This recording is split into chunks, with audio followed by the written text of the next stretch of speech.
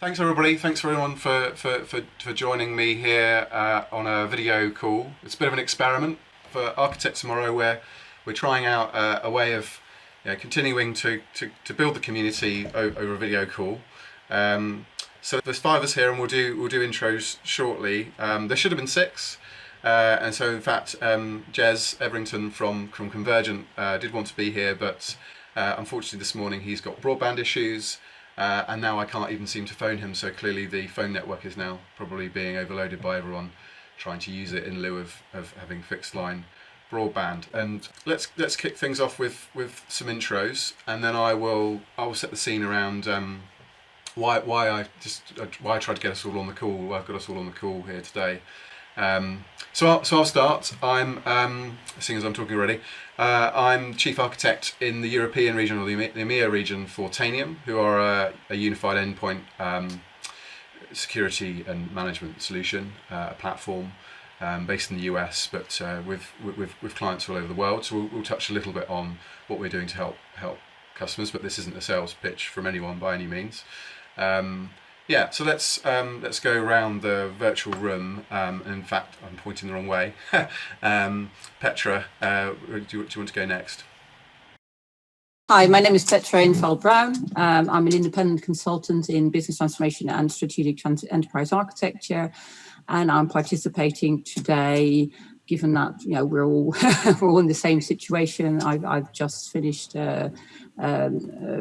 Given some of the IR35 regulations and hitting self-isolation now as well. So have a lot of time of thinking and hopefully time to contribute to how we as architects can support organizations moving forward in this, and also maybe people at home.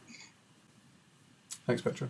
Luke, do you want to go next? Hi, my name is Luka Polish, and I'm Chief Solutions Architect at PGS site. PGS Software is a Polish-based company with 15 years of tradition in custom bespoke solutions. Right now, we are delivering professional services to the customers regarding the data science, cloud, and overall transformations. And I'm joining this session to share some of the insights that are touching me and my team directly. Looking at customers are struggle and afraid of currently changing environments and mentality around remote working, and how to track the efficiency and the velocity of the teams from one hand, and also what to do and how to transform for the future. Thanks, Luke. Andy, do you want to go next? Andy Dolby. I work with PGS Software, and I help look after our UK customers. So interesting times seeing how they reprioritize, pivot, change, or we're also working with customers that are just absolutely business as usual. It's very interesting times. Happy to share any insights there. Ryan? Thanks, Oliver. I'm Ryan Nappy. I work in the marketing department at Tanium, and I'm part of the Architect Tomorrow community because I'm keen to ensure that architects can learn from each other in these challenging times. Thanks, Ryan. So a lot of this kind of came about because of some thinking I've been doing over the last few days. I'm going to share a picture that I shared on LinkedIn yesterday. Putting my head in a former role, so where I was architects in industry, so working in a telco, working in a bank. What are the sort of things that might be going through my head right now in these sort of situations, and what have I heard and seen from friends and from connections and customers and suppliers? This sort of structure of what do you need to do now, what sort of experiments or pivots are you going to need to make over the next few weeks and months, and what will perhaps the longer term impact of all this be? I mean, some of this on the right hand side of this picture is perhaps a little too early to tell, and it may well be a topic of a future one of these calls. Where this is coming from is really a genuine desire to help others that are in the architect community or in a business change kind of role, thinking about what does all this mean? Because it's changing so fast right now, and one of the things we've been joking about is the only constant right now is change in a world that already felt like it was moving so fast that you couldn't really keep up. That's just become even more exaggerated in recent weeks. Not looking to make light of this situation whatsoever. I'm sure I'm not the only one right now who has vulnerable parents and relatives and folks that they're concerned about. I think the spirit of this really is you can get very worried about all this stuff, or you can try and be constructive and positive and think about, well, what can I do? What can I do to help my organisations, my community, and my contacts and connections? And so that's really where the spirit of where this has come from. And so Ryan, I'm gonna hand over to you. So Ryan is going to act as our moderator and kind of help keep us on track, because when you get architects together, passionate discussion, but sometimes we need kind of steering. Thanks, Oliver. Yeah, trying my best to steer it. So I think, given the situation that we're all finding ourselves in today, what are we seeing that's happening day to day, and what are the immediate challenges that we are all going to face? I know from all of us at Tanium, we've had to very quickly pivot to a model where all employees are working from home, whilst we're still maintaining full support for all of our staff and for our customers as well. Our situation really is giving a new height to the saying, the only constant is change. So we're quite keen to talk about all of the short-term effects that you're seeing as well. And I think firstly, on a personal level, how is it affecting you, and how do you think it's going to affect people with their work-life balance? And perhaps if we start with you, Petra, on that. Yeah, okay. So as I said, I've been in self-isolation for about a week and a half, and I think a week and a half ago people weren't just considering yet about what to do with children, and that was only starting up, and I've been in the situation where it was affected, as I said, by IR35, and this is about this perfect storm that Oliver mentioned, that kind of been brewing, where we have Brexit going on. We have lack of transparency across borders, lack of collaboration in the macro environment. We have organizations who have kind of done away with a lot of their flexible workforce, with people who actually provide expertise into organizations that can help with these sort of situations. I find myself at home and not able to network, not able to connect to people, and also find myself then confronted with 3 children at home with 3 schools, all trying to impose different remote working solutions at the same time, whilst giving them homework and telling me how to schedule my day and so on, which is quite a challenge. And I think that what we will find is that everybody in the workforce will be confronted with this. And therefore, what we will see is, and I love Oliver's timeline, but I think we're going to be dealing with maybe 1 to 2 months of inertia before organizations can actually get up and start making some of these changes, because people are going to prioritize their home life over things, and therefore they're worried about their loved ones. They're not going to be, it's this whole hierarchy of needs that if we don't have the basic needs at home sorted out, we're not going to be able to focus on work or any of the other aspects of life. And I think it's the opportunity for architects to actually start thinking about how can we support the organizations, how can we build the models of the future that we can put in place to help organizations accelerate changing their business models. Because I think the business models that change now will actually remain, because people were already on the road to digital transformation, and I think it won't go away. I think it is. It's in the DNA of an architect to look forward, but so many other sort of areas and silos probably don't so much. I don't know if anybody else had anything to add to that.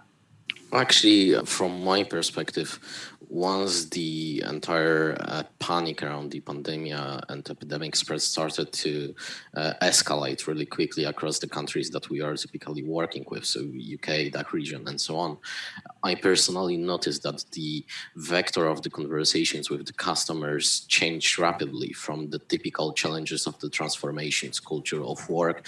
They suddenly jumped into the panic mode where, like, how I can manage my people that are working remotely from home. We never did that. How to make sure that they are efficient, they know what to do, and they know how to proceed, what kind of the framework tools to use. Those kind of challenges suddenly appeared on the radar of all architects, not only myself. What to change, how to shape the reality. We have to be clever around advising beyond the known standards of agile frameworks and remote working, to be able actually to advise and steer in that fragile times, those customers, to make them efficient enough to survive on the changing ground. That's a great point. And I think that actually sort of brings us on to the effects that you're seeing day to day within the organisation to try and help with technology. Is there anything else that you're seeing around where we're having to change the processes around changes to compliance, or maybe is there a heightened awareness of cybersecurity as well, given that everybody's at home now? Yes, I'm seeing that actually a lot. From one hand, my company was working remotely with the customers since the beginning, so it's 15 years. For us, the change of the environment from office to home wasn't a big shock actually for the people, because sometimes once in a while people were working from home, so it was quite usual. Suddenly, all the scheduled workshops for the discovery of the challenges, for the transformation, for architecture, design that I had scheduled with the customer started to transform towards the online version of it. And there is a huge hesitation on the customer's side, how to actually proceed with that, how to execute remote workshop and expect the same outcomes and gains and benefits at the end of it, where they never worked with online tooling. So adoption of proper templates and techniques is also important. As our architects, we have to be always focused on the communication and clear, transparent processes. Right now, even we have to evolve with our methodologies, how to proceed with that. And secondly, to your question regards the security standards, we saw misconfigurations of the cloud, of the tooling, or were always causing the leakages and problems from the compliance and security regulation side. So right now, with rapid change to remote work, control and securing all of that additional tooling and collaboration and exchange information tools is very hard for companies, especially that are not strong in terms of the security and don't have, for example, security departments. So I predict that in very near future, we'll see a lot more data breaches and security vulnerabilities released to the market than we saw so far. Oliver, what do you think? Yeah, I mean, I think clearly there's going to be quite a few folks that are used to being in an office environment, and that office environment provides the kind of classical, old school thinking around security, which is it's a castle and moat, right? In that office is a secure location. You have to swipe in to get in. You sit at a desk, at a lockdown desktop computer. That situation is probably rapidly changing for many organisations, particularly with contact centres probably needing to move to working from home type models. The technology is probably there, the voice over IP and so on is there to allow this to work. But the reality is the processes and the culture of individuals working in those roles, sure, they're very customer centric, and I'm sure they wouldn't ever do anything knowingly to potentially compromise personal, the protection of personal information. But the reality is, if you've gone from a very restricted lockdown corporate environment where a lot of the controls were technology based, you're now moving to a situation where the controls are very much your people, and making sure that they know what they should and shouldn't do with a personal device. Perhaps if they're being asked to use a personal device, or they've been issued a laptop for the first time, and a lot of this is going to be alien. The IT department's going to be stretched, keeping the lights on with the VPN capacity that almost certainly most organisations are going to be struggling with. So there's not going to be time to kind of help with those kind of IT issues. So I am sort of concerned, thinking about organisations I've worked in the past, unless they've moved significantly to have a more flexible working model, there's many organisations that still rely on that kind of castle and moat. So that castle and moat now is well and truly broken because you have all these people in their homes. I think we are talking fairly corporate and fairly technology centric at the moment. And I think what we're seeing is a lot more makeshift environments that are being created, and especially in the smaller to medium enterprises rather than the large corporations, where I don't think that will sink in as such. People don't have access right now to the information that they need. They've been pulled out of their environments rapidly without having any kind of access to the materials or the information that they need to proceed, and even the things that they have been proceeding are not the things they should be proceeding, because most of the projects potentially were on things like digital transformation or maybe customer focus, and it's the different. Those are now in the different channels. They are now in the different with the different people, with the different processes. They might not need the technology anymore that they were actually trying to put in place,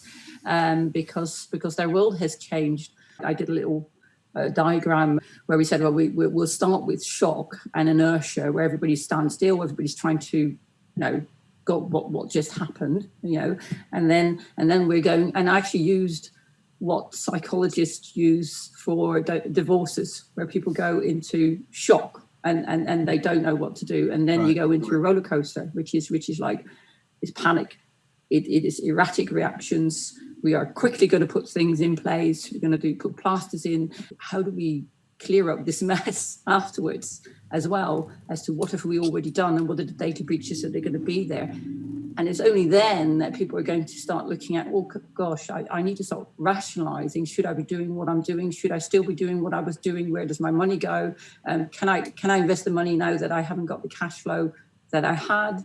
So I think there's going to be massive rethinks that are not going to take, I think, the timelines that you currently have on that slide. I think is going to be a lot slower than what we think it is.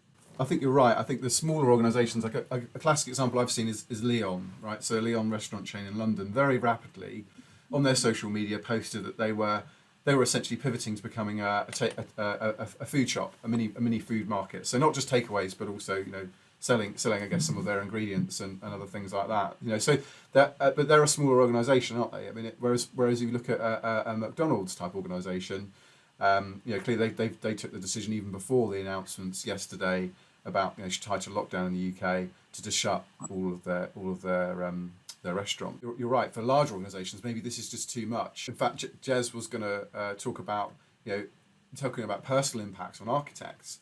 One of Jez's kind of very large retail customers. Even the architects have been asked to down tools and actually go and work in the distribution centre. So for some people in some organisations, architects aren't even going to be doing their day job for the next few weeks or who knows how long, because they're needed on the front line, in the front office. Where I got to over the weekend with my thinking was, if people can get out of that sort of paralysed part of the change curve quicker, appreciate everyone goes through that change curve that you were just describing, but if people can kind of start thinking further ahead, which is often hard, even for architects, right? It's hard to kind of what if, and think forward on roadmaps.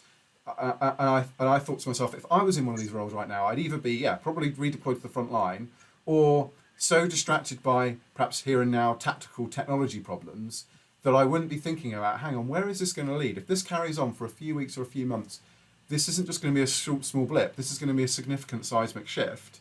And therefore, what are the things I need to do to help my organisation pivot and survive? Let alone not necessarily thrive, because I don't think many people are going to be thriving right now. But it's how do we survive? How do we get through this? And as Gartner likes to say, there's this kind of concept they have, I don't know if you've heard this, winning in the turns.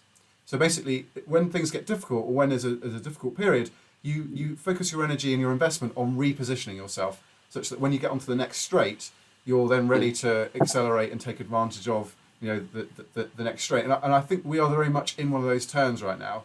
Organisations, as you say, Petra, will either be just struggling with the change, and there'll be other organisations that show the leadership and the strength that say, yes, this is difficult. Mm-hmm. Yes, we're going to have to, this is going to be really hard on ourselves personally. Once we've got past that, and I appreciate some people will need time to deal with their personal situations. Once we've got past that, we really need to think about how we pivot or how we serve customers in this time of need. Yeah. And those organisations that do, I think, will build very strong, lasting relationships off the back of this, because people remember how you make them feel, right? And if you make people feel supported and and served well during this period, that's likely to build strong relationships moving forwards. Mm-hmm. There's back and forth on that a little bit. I think with regards to the broadband world, or the technology at the moment isn't fit to serve the whole world. Business models that are supporting that non-complete world are very much focused on packages and caps and what you've paid for in advance. About a year ago, I was saying to people in telecoms organizations that broadband is not going to be a world of packages anymore. It's going to be a commodity service that we will draw upon, and we will just be billed afterwards as to how much data have we used, like we've done with the phone line and etc.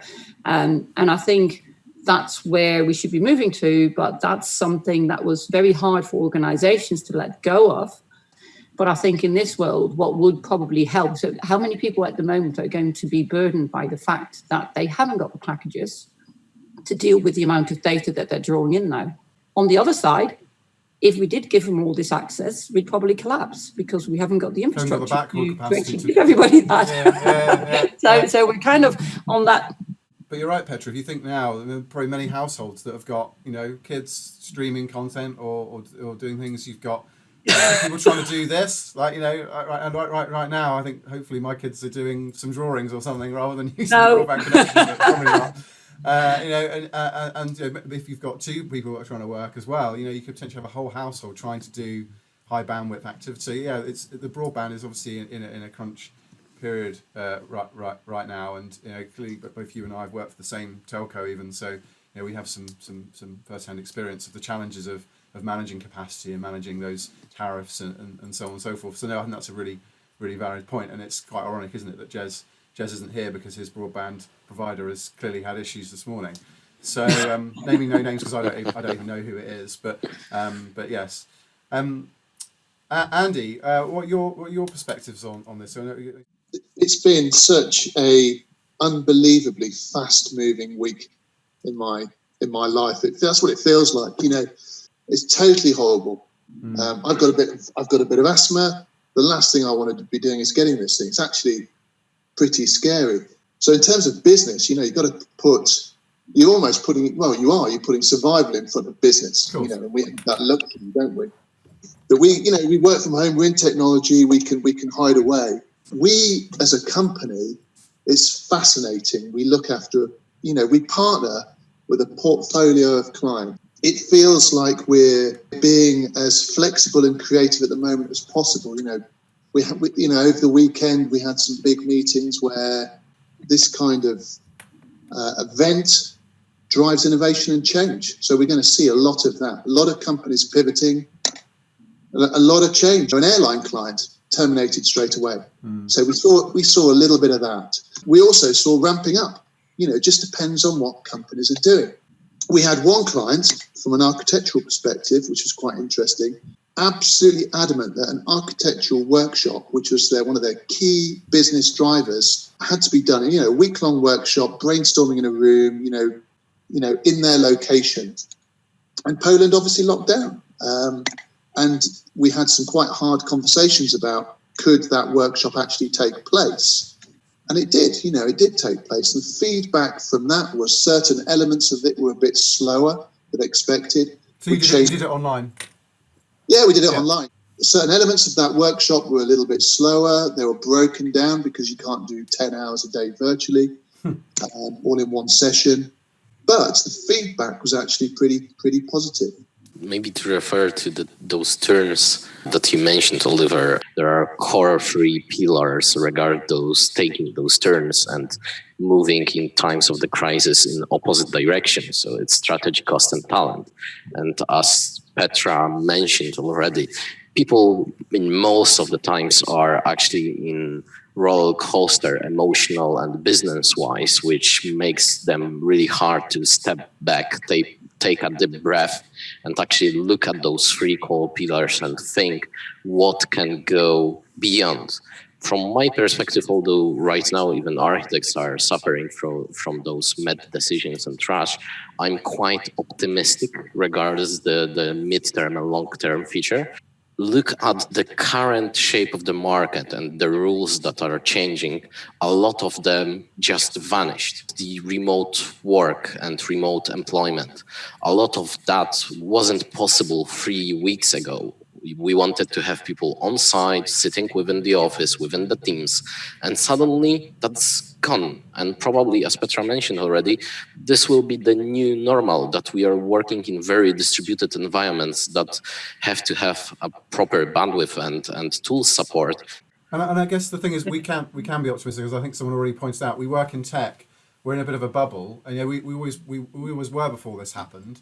And I watched a news program, I think it was Newsnight or something similar last night, that made the point, talking about the fact that there are many on 0 hours contracts. There are folks in refugees camps. There are homeless. There are people that will be fundamentally even more vulnerable than they were before. One of the things I've heard about because of the panic buying is food banks are emptying. So people that were reliant on those sorts of services are now in even more of a difficult situation. Yeah. So it's another point I wanted to kind of make was and this is possibly looking at the longer term view, which I know we'll probably come on to later, is how much will the world now become more local because it's more about sourcing what's near to you or helping your community and looking out for each other, versus the fact that now everyone's working remote, much like PGS. The barriers to working anywhere now are coming down if you work in the privileged tech world I was just talking about. Clearly there are still roles that are still very much dependent on a location. But one of the things I touched on in the article I published last week around opportunities to reinvent was,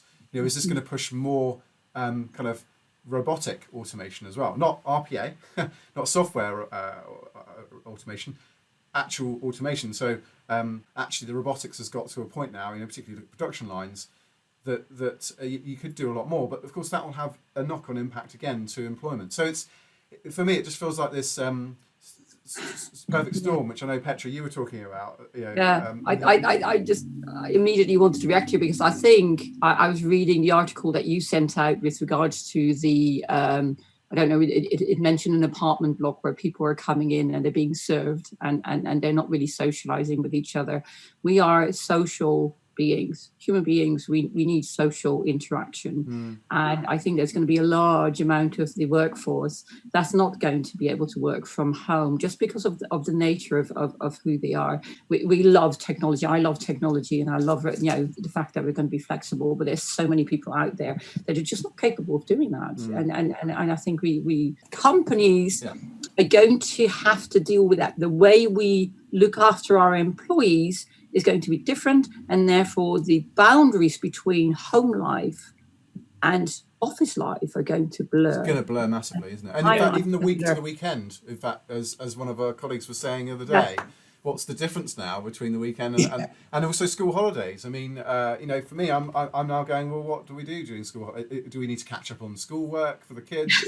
What do we need to do? So it's just going to be a very odd time, isn't it? And right now it's all quite novel, and I suppose I don't mind working from home, but it has been weird working from home for an extended sort of ongoing duration. Yeah. And I do like to get out and about. I mean, Ryan, you and I both like to cycle. I can see behind you you've got some nice cycling sort of things behind you. On a personal level, when it comes to exercise, that's a really kind of key thing as well, isn't it?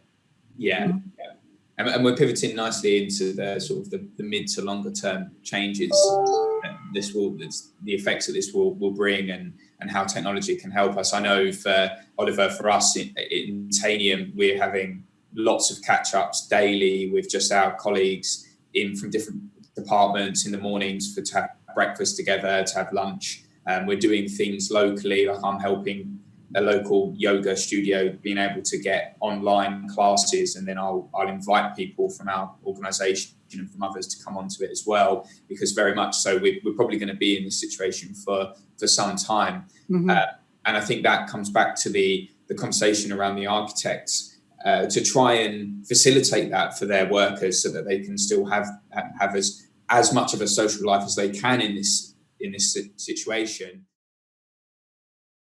What would the architecture roadmap really look like in the mid to long term? What can you foresee that we're going to change? I know we've been talking a lot about back-end capacity, but what are the things do you think we're going to try to pivot towards more now, and how will it affect us in the roadmap?